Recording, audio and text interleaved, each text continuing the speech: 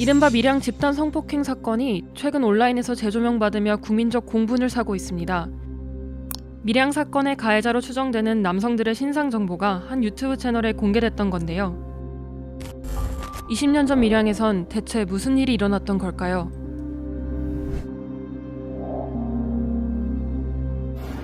알코올 중독 아버지의 가정폭력에 시달리던 A양은 마음을 털어놓을 친구를 찾기 위해 인터넷 채팅에 접속합니다. 그리고 그곳에서 밀양 지역 고등학교에 다니던 B군을 만나게 되죠. 채팅을 나누던 어느 날 B군은 제안합니다.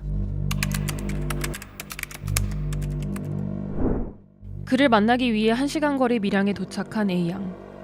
하지만 A양을 기다린 건 예상치 못한 상황이었습니다.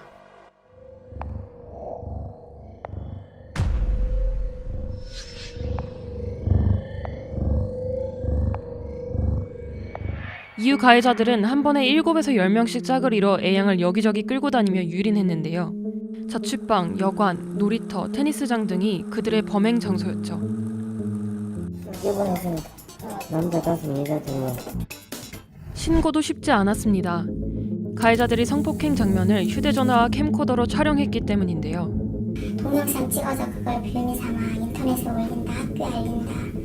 이러니까 애들은 A양은 공포와 수치심 때문에 가해자들의 말에 따를 수밖에 없었죠.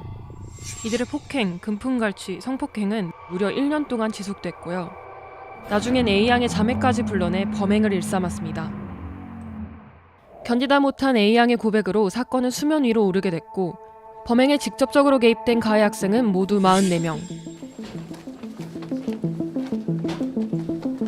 신고가 접수된 지 12일째 되던 날인 12월 6일 창원, 밀양, 울산 등지의 PC방과 도서관 등에서 가해 학생들은 경찰에게 연행됐습니다.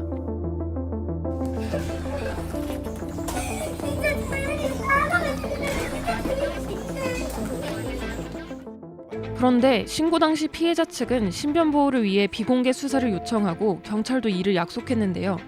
정작 가해 학생들을 검거한 후 경찰이 직접 언론에 보도자료를 냅니다.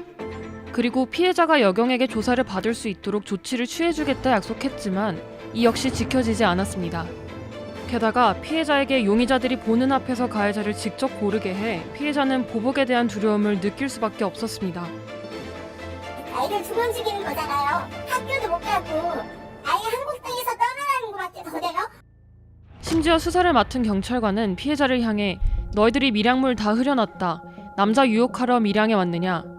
가해 부모는 언론을 통해 여자애가 꼬리치는데 딸 자식 잘 키웠어야지라 말하는 등 피해자에게 책임을 전가하는 듯한 폭언들도 논란이 됐습니다. 이해하기 어려운 솜방망이 처벌도 전 국민을 분노하게 했죠.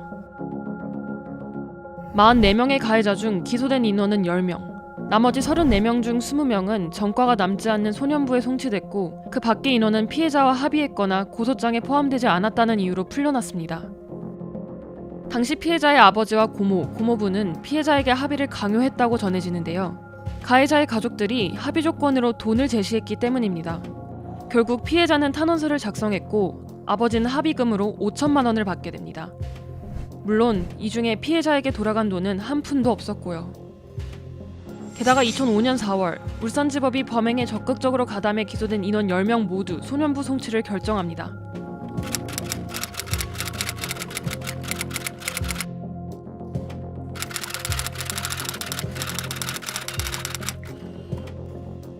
결국 성폭행에 가담한 44명의 가해자 모두 형사처벌을 받지 않게 된 셈입니다. 사건 당시 담당 변호사였던 강지원 변호사의 인터뷰에 따르면 사건 이후 피해자는 평범한 삶을 누리지 못했다는데요. 학교를 그만둔 후 마땅히 할 일이 없었다. 컴퓨터에 매달리기도 하고 PC방에서 지내기도 하고 고정적인 직장 생활을 하지 못하고 아르바이트 같은 생활을 전전했다고 말했습니다. 범죄 트라우마 탓이었죠. 그런데 최근 밀양 사건의 가해자로 추정되는 남성들의 신상 정보가 한 유튜브 채널에 공개되면서 수많은 유저들은 분노를 감추지 못했는데요. 영상의 제작자는 남은 42명의 신상 정보도 순차적으로 공개하겠다 밝혔지만 지난 5일 피해자 지원단체 한국성폭력상담소가 피해자가 첫 영상을 게시하기 전까지 해당 사실을 전혀 모르고 있었고 사전 동의를 질문받은 바도 없다. 지난 3일 관련 영상이 공개된 뒤 영상 삭제 요청을 했다는 입장문을 공개했습니다. 이후 해당 영상들은 현재 모두 삭제된 상태입니다.